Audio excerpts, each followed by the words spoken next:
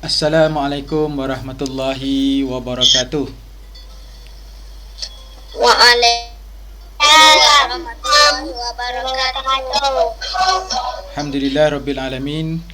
Wassalatu wassalamu ala asyrafil anbiya'i wal mursalin wa ala alihi wa ashabihi ajma'in. Qala rabbi israh li sadri wa yassir li amri wa khlul 'uqdatam min lisani yafqahu qawli. Amin rabbi zidna ilman warzuqna fahma. Wassalamu ala sayyidina Muhammad wa ala alihi wasallam. Alhamdulillahirabbil alamin. Baik, alhamdulillah. Pertamanya, marilah kita sama-sama kita baca lafazkan, kita bacakan surah Al-Fatihah untuk kita hadiahkan kepada junjungan besar Nabi Muhammad sallallahu alaihi wasallam, para sahabat, kemudian juga kepada ibu dan ayah kita, atuk dan nenek kita, kepada guru-guru kita, kepada seluruh umat Islam, sama ada masih hidup ataupun yang telah meninggal dunia. Al-Fatihah. Bismillahirrahmanirrahim. Alhamdulillahirabbil alamin. Ar-Rahmanirrahim. Maliki yaumiddin. Iyyaka na'budu wa iyyaka nasta'in. Ihdinas siratal mustaqim. Siratal ladzina an'amta 'alaihim ghairil maghdubi 'alaihim waladdallin. Amin. Dan yang kedua, seperti biasa, kita berselawat kepada Nabi Muhammad sallallahu alaihi wasallam. Jom sama-sama dengan cikgu.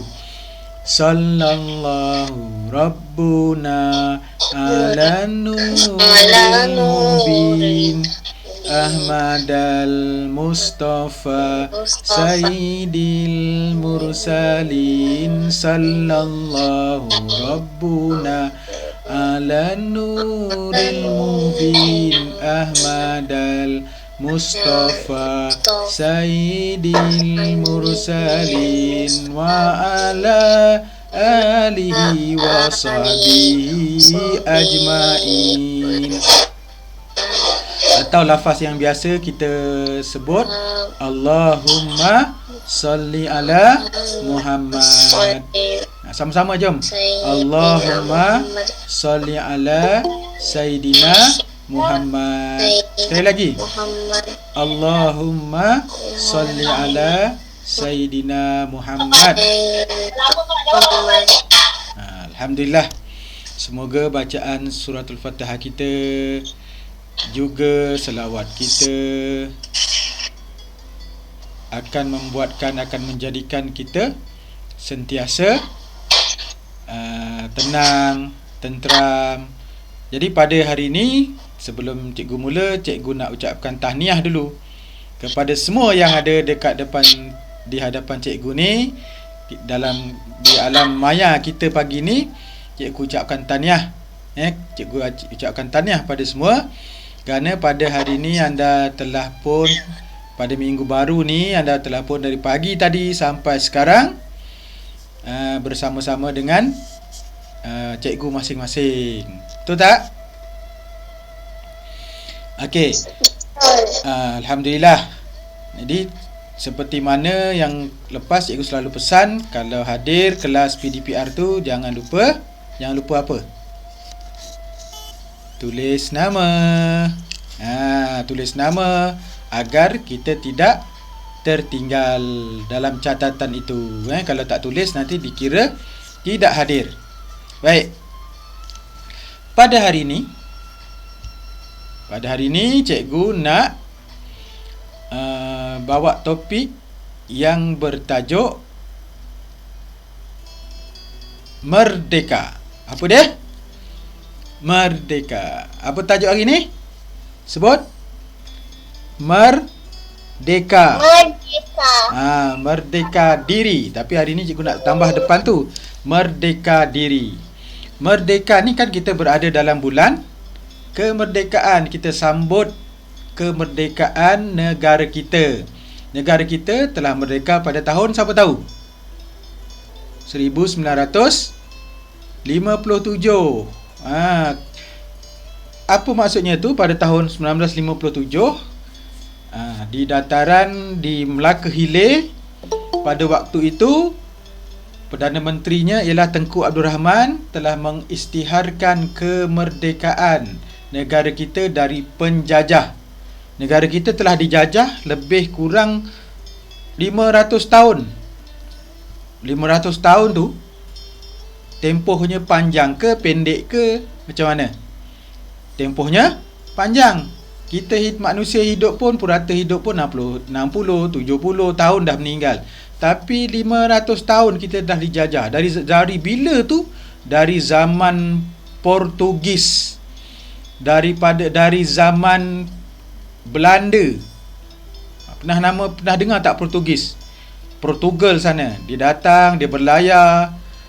Dia datang berlayar ke kawasan timur. Dia jajah negara-negara tempat yang dia singgah. Tujuan dia apa? Tujuan dia untuk mencari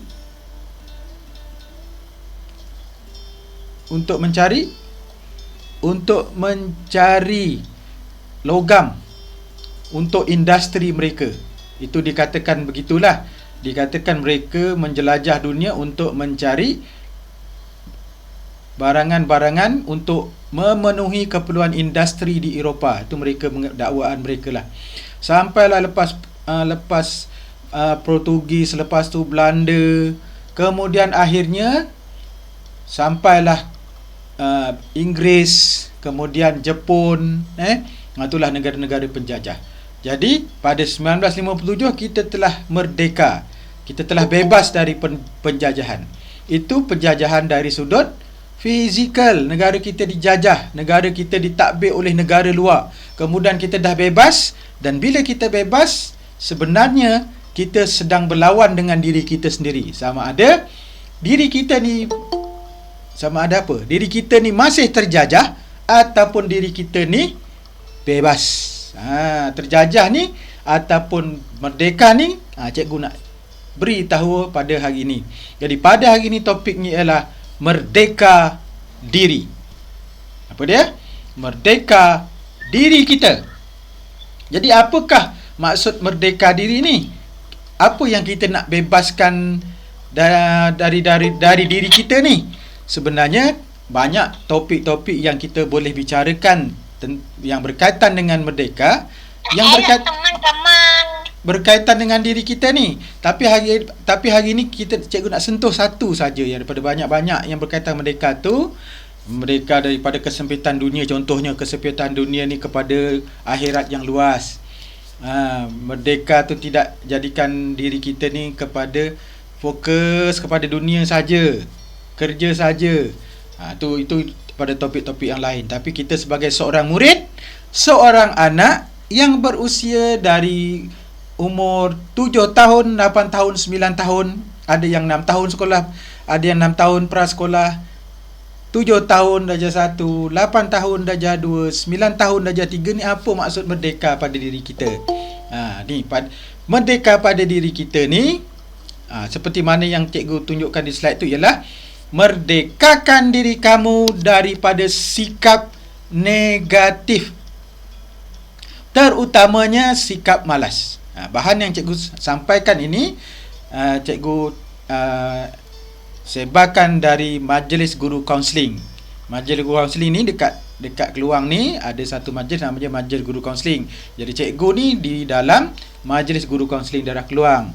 Kemudian ada Majlis Guru Kaunseling Negeri Johor. Kemudian ada Majlis Guru Kaunseling Malaysia ataupun kebangsaan. Jadi bahan ni cikgu sampaikan pada hari ini.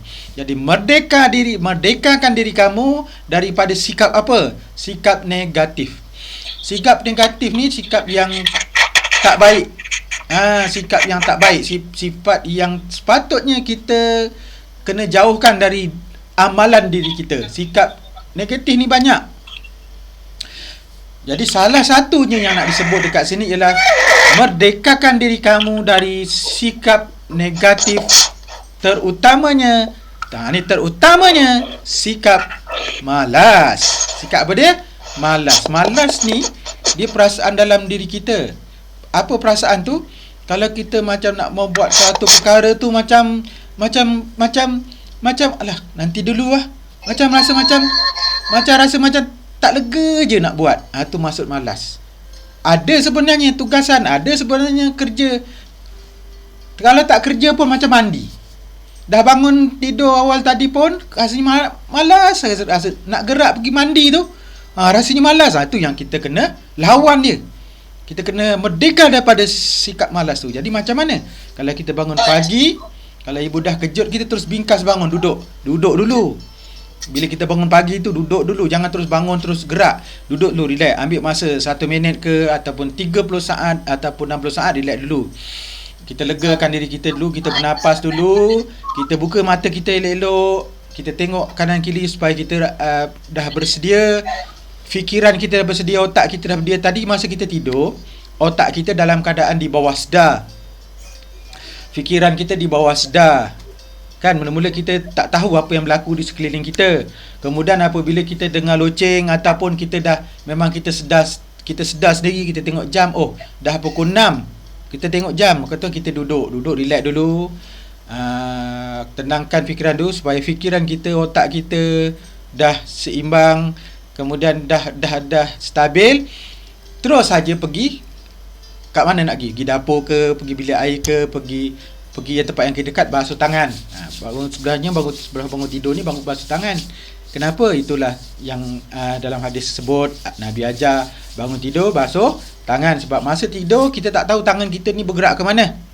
Kan, masa tidur kita tahu ke tangan kita bergerak mana. Kadang-kadang masa kita tidur ni kita tak sedar tangan kita korek hidung kan.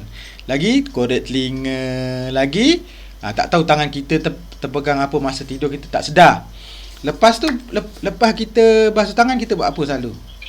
Ada amalan tradisional kita, amalan-amalan orang tua kita atau mak kita ataupun siapa ada orang beritahu kita, minum air seteguk. Minum air seteguk. Air apa tu? Air kosong, air jarang tu kita minum.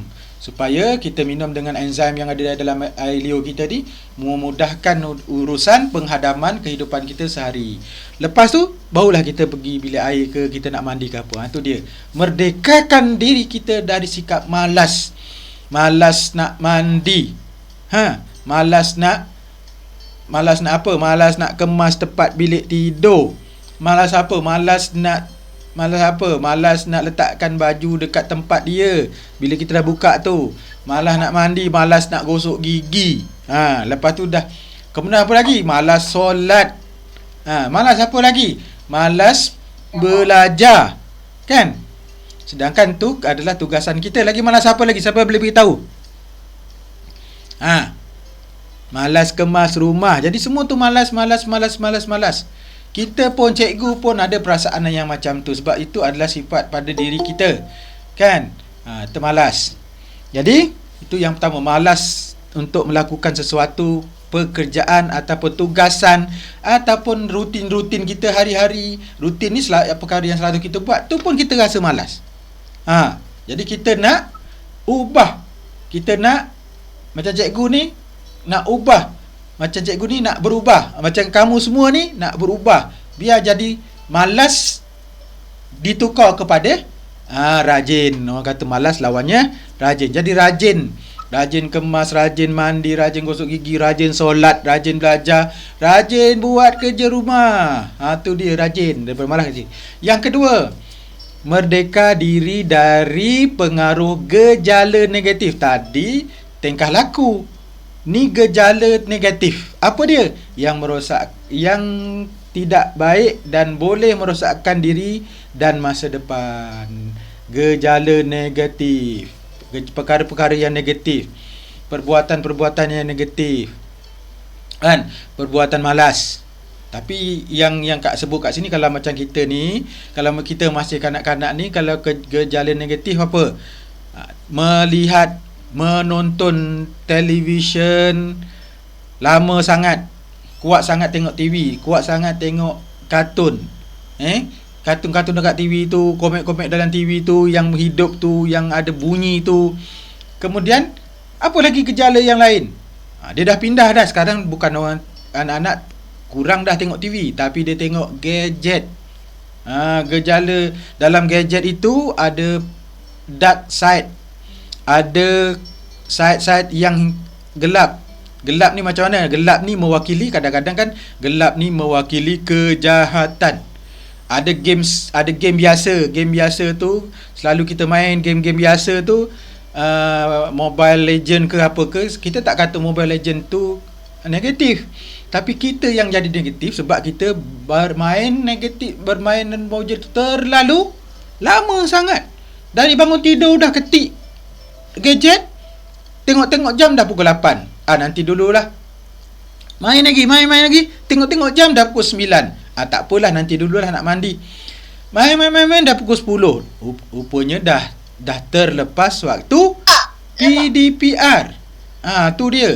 Tu yang itu maksud gejala negatif je. Kita dah terlalu lama sangat pegang ni gadget. Cikgu tahu ni. Anak-anak sekarang walaupun dah jatuh darjah 1, darjah 2, darjah 3, dia dah selalu sangat main gadget tu, terutamanya bila dia ada gadget sendiri. Gadget tu kena kawal kerana dia akan merosakkan diri. Pada waktu sekarang ada anak-anak, ada orang yang dah ketagih gadget. Tahu ketagih gadget? Dia pegang gadget lama sangat, sampai tak nak makan, sampai tak bawa kerja rumah, sampailah daripada pagi sampai malam duduk sorang-sorang dalam bilik dia, diam-diam, dia tengok gadget, dia diam, dia tak buat apa. Sampai lupa sarapan pagi, sampai lupa makan tengah hari kadang-kadang. Tu keburukan dia. Jadi akhirnya dia ketagih gadget yang menyebabkan akan merosakkan pada masa depan. Dia dah tak fokus belajar dah dia tak fokus. Tak fokus ni dia tak boleh nak tumpu satu perkara tu. Bila belajar duduk dan diam, dia tak boleh. Sebab dia, otak dia, fikirannya nak main game saja. Kan? Game ni kalau kita tengok macam e-sport, bola sepak, ada yang bawa kereta tu sampai peringkat dunia.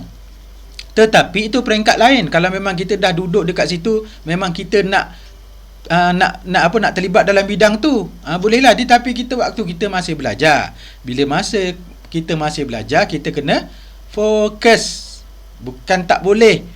Kita tengok masa lepas kita habis PDPR, masuklah, ambillah, nak riliskan fikiran kita, bolehlah kita pergi tengok maklumat, kita baca yang berkaitan dengan apa. Di dalam gadget kita tu kita cari, kalau sekarang ni kita nak cari bahan untuk pertandingan bulan kemerdekaan, cari di internet dalam gadget kita tu. Tu boleh, itu sangat digalakkan. Jadi tapi negatifnya kalau kita terlebih, dia akan menjejaskan pada masa depan. Nanti orang yang selalu main gadget ni, dia tak ramah ni, dia pendiam, dia kalau duduk sebelah dengan kawan dia senyap, dia tak bercakap. Nanti nak bercakap dengan orang pun dia tak berani. Nak tampil ke hadapan pun dia tak berani. Sebab dia dah biasa duduk seorang, main seorang-seorang, dengar seorang-seorang. Yang teruk lagi, ketawa seorang-seorang dalam bilik, tak keluar langsung, tak duduk kat depan. Kan? Tu dia. Abang saya ketawa seorang-seorang tadi. Tak apa. Okey. Kan? Makan apa tu? Tak apa, makan tak apa, tak kisah. Cikgu okey je. Boleh minum, boleh makan, sambil-sambil dengar. Kan waktu ni dah tengah hari. Kan waktu tengah hari, dah pukul 12 lebih, mungkin dah lapar kan. Nak minum air, haus, boleh minum. Tak kisah. Okey. Jadi cikgu nak sebut balik tadi, kita kena merdekakan diri kita dari kuat sangat main pegang gadget tu. Pegang gadget tu kuat sangat. Kita kena merdeka kat situ sebab dia ada kesan negatif. Kesan negatif ni dia melekat tau. Masalahnya dia melekat dalam fikiran kita. Bila dia melekat dalam fikiran kita, dia akan jadi tingkah laku. Jadi tingkah laku tu yang teruk tu. Nanti bila dekat sekolah besok, bila dah bersemuka, senyap je dalam kelas, tak cakap. Pasal dah 2 bulan, dah 3 bulan duduk di rumah, dia berhadapan dengan gadget, dia terpengaruh dah jadi lazim diri dia. Belajar dalam kelas tak boleh diam. Belajar dalam kelas mesti ada bercakap, ada berkomunikasi, ada tanya, kan? Ada berbual dengan kawan-kawan. Tapi oleh kerana dia dah Dia diam saja. Dia dah dijajah diri dia. Diri dia terjajah. Siapa yang jajah dia? Gadget. Jajah dia. Siapa yang jajah dia? Games. Telah mempengaruhi, telah menjajah fikiran dia. Otaknya asyik fikir game, fikirannya asyik fikir game, menyebabkan dia jadi orang yang negatif. Seterusnya, jadikan diri kamu boleh berdikari, yakni menguruskan kehidupan seharian. Yang tu penting. Kita tak boleh harapkan ibu kita saja nak siapkan sarapan kita pagi-pagi. Kita tak boleh harapkan ibu kita je nak kejut kita hari-hari pagi-pagi. Kalau kejut ibu kita, kejut kita sekali-sekali okeylah. Kan? Tiap-tiap hari ibu kita kejut. Tiap-tiap hari, tiap-tiap masa pagi-pagi cuba belajar bangun sendiri. Tu maksudnya berdikari. Bangun sendiri. Lepas tu tak payah tunggu dengar ibu cakap, ibu suruh pergi mandi. Tak payah tunggu ibu cakap. Kita dah bangun macam tu tadi, dah bangun, dah buka mata, dah relax, dah bernafas, dah apa semua sekali, pergi dapur, basuh tangan, minum air kosong, terus pergi bilik air. Tu maksudnya uruskan diri sendiri. Lepas bangun buat apa? Mandi, gosok gigi. Lepas gosok gigi buat apa? Terus ambil wuduk, ambil air sembahyang. Lepas ambil air sembahyang buat apa? Kalau waktu tu waktu subuh, solat fardu subuh. Lepas tu dah okey sikit, pergi dapur tengok, sarapan dah ada. Jangan tunggu ibu panggil kita, sebab kita pukul 8 kita dah ada kelas. Ambil sarapan pagi, makan. Yang ibu sediakan. Kalau ada roti, makan roti. Kalau ada jemput makan jemput. Kalau ada goreng pisang, makan goreng pisang. Kalau ada nasi goreng, makan nasi goreng. Makan elok-elok, duduk elok, basuh tangan. Kan? Tu satunya mengurus diri dalam kehidupan. Lepas tu dah pakai baju elok-elok, dah kemas-kemas, dah cantik-cantik, cari buku, tengok jadual dulu. Kalau malam tadi tak lupa tengok jadual, sekarang tengok jadual. Waktu apa? Pukul 8, pukul 7.30. Katalah bahasa Melayu. Cari buku bahasa Melayu, letak. Bahasa Melayu apa? Bahasa Inggeris. Bahasa Inggeris. Tengok, semalam ada kerja ambil dekat pondok jaga tu, pondok Bersama Saulah. Buat. Tak, tengok jadual. Tak payah ibu tanya kita hari ni mata pelajaran apa. Okey, kita nak merdekakan diri kita ni. Apa dia maksud nak merdekakan diri? Urus diri. Sebelum ni orang atur kita. Ibu atur kita, ibu jaga kita, ibu yang beri panduan pada kita sekali-sekali. Kan yang darjah 1 tu, darjah 2, sekali-sekali. Bukan nak selalu-selalu, sekali-sekali pun okey belajar. Sekali-sekali uruskan kehidupan seharian. Nak gosok gigi kan, nak picit ubat gigi tu macam mana? Ni semua sekali. Okey, ni pagi-pagi ibu dah cakap dah. Okey, ibu dah sediakan ubat beruh gigi dengan ubat gigi tu. Jangan lupa beruh gigi pagi-pagi Nak mandi jangan lupa. Cuba hari ni. Okey, ibu, esok kita nak buat semua sendiri. Cakap pada ibu, mulai pada pagi esok saya nak cuba urus diri sendiri. Boleh tak ibu? Ibu kata mesti boleh. Kan? Ibu kata mesti boleh punya.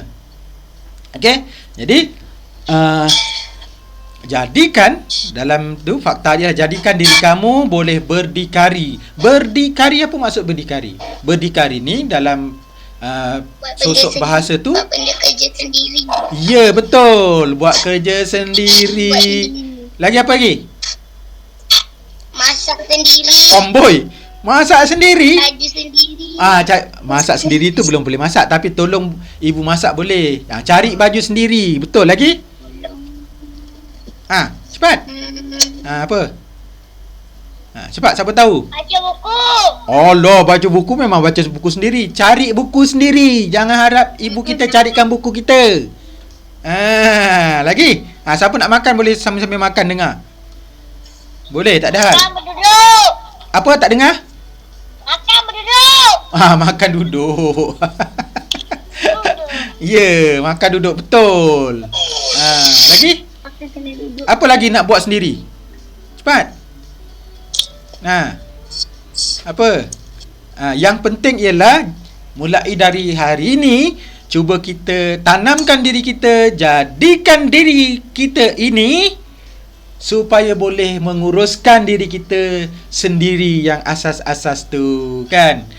Uruskan diri sendiri, pakai baju sendiri kan. Ni ada orang lagi jajah 3 mak dia yang carikan baju, pakaikan baju. Ada tak kat sini? Macam ada je. Kan? Pakai baju sendiri. Kadang-kadang tengok baju tu betul tak pakai, terbalik ke tak terbalik. Sekurang-kurangnya pun okey.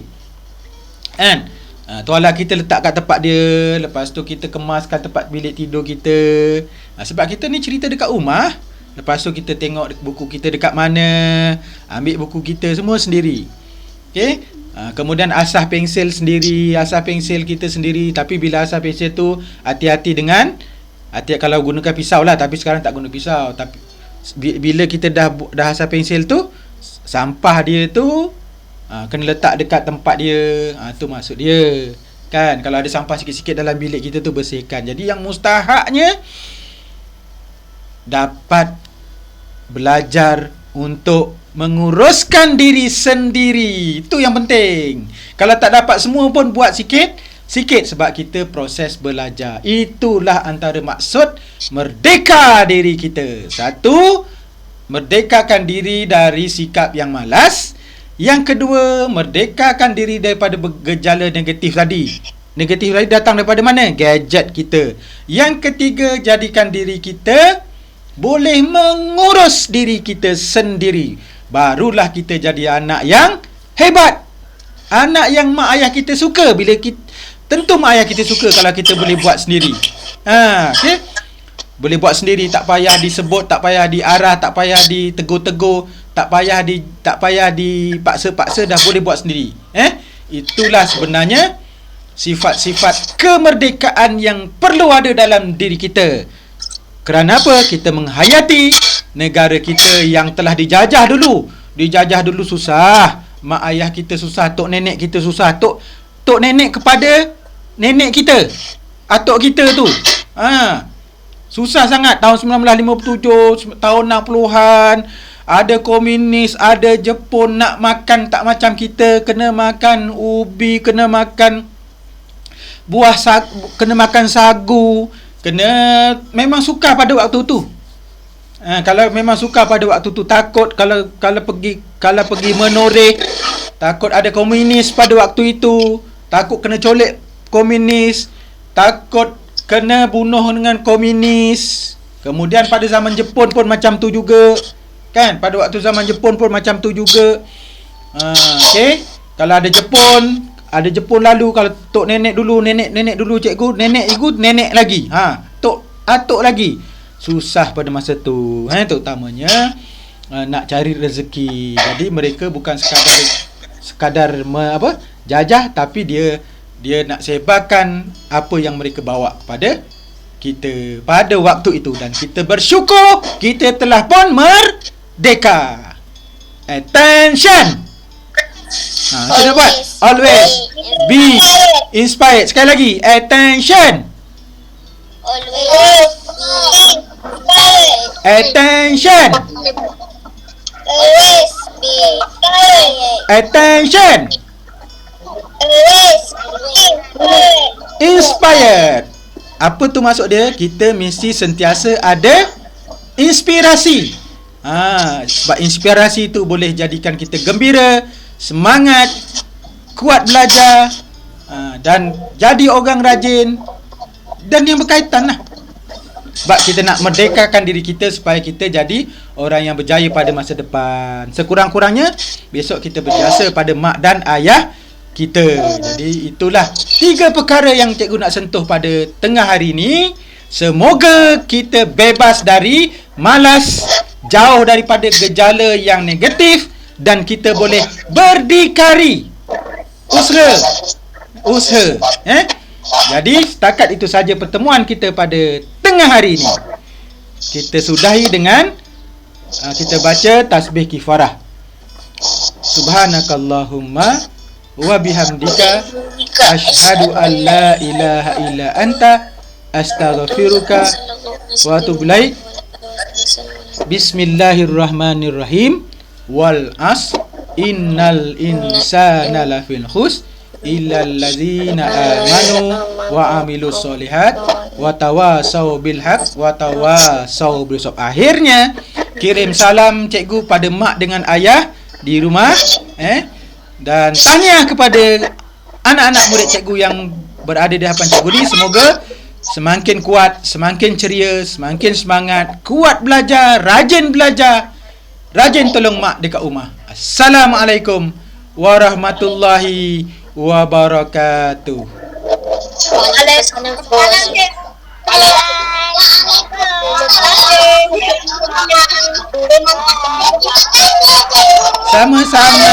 Sama-sama. Dah boleh siap-siap untuk solat, makan, solat. Bye, makan, solat. Bye sayang, anak murid cikgu. Sama-sama. Bye cik, sama-sama. Bye, sama-sama. Bye. Sama-sama, bye. Okay, salam.